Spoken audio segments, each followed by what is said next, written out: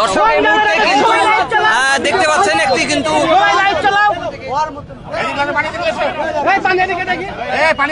দর্শক এখানে কিন্তু অনেকক্ষণ ধরে প্রায় ঘন্টা খানেক ধরে সাংবাদিক নেতারা অপেক্ষা করছে ডিবি অফিসের কার্যালয়ের সামনে, কিন্তু তারা কিন্তু ডিবি অফিসের গেটের সামনে অবস্থান কর্মসূচি করছে এবং এখান থেকে ওকে বের হতে দেওয়া হচ্ছে না। আমার কথা শুনেন, আমরা এখানে আমাদের একটা আইনানুগ কাজ করতে গেছি এবং একজন আপনাদের তার গায়ে কোনো ইয়েও ছিল না, সাংবাদিকের কার্ডও ছিল না, হাতে কোনো মোবাইলও ছিল না।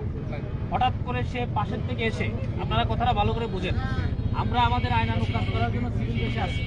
হঠাৎ করে সে পাশের থেকে এসে, ভাই সবাই মনোযোগ দিয়ে শুনেন প্লিজ, সাংবাদিক ভাইরা আপনারা তথ্য নিতে চেয়েছেন, এখন আনুষ্ঠানিকভাবে বলছি। হঠাৎ করে একজন পাশের থেকে এসে এদিকে সে এসে আমাকে এরকম সরাই দিল, কথা শুনেন, সরাইতে এরকম মোবাইলটা আমার দিকে ধরল। তো আমি বললাম যে ভাই আপনি কিসের সাংবাদিক? ভাই আমি সাংবাদিক। আমি বললাম যে আপনার কার্ড কই, মোবাইল কই? আমি আমার আইনানুগ কাজ করার সময় উনি যখন এসে ধরছে তখন আমি বলছি যে ওনারা রাখো সাই, পরে কথা বলবো। উনি যে পত্রিকা দেখাইছে এটা অনলাইনে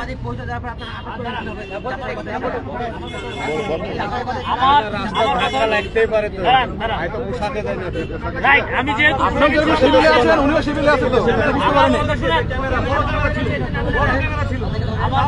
বাংলা মিশনের বাংলা মিশনের হাত দেওয়া হয়েছে।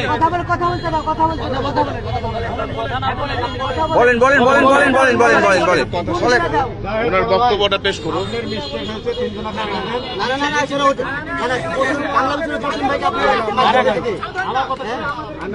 আচ্ছা উনি কি বলছে শুনি, উনি কি বলছে শুনি, আগে ওনার কথাটা শুনি, উনি কি বলছে বলেন বলেন বলেন ভাই বলেন আচ্ছা আপনারা সবাই যদি কথা বলেন বলেন বলেন আর কেউ কথা বলেন না ভাই। উনি উনি কি বলছে আগে ওনার বক্তব্যটা নেই, উনি অফিসিয়াল স্টেটমেন্ট দিচ্ছে।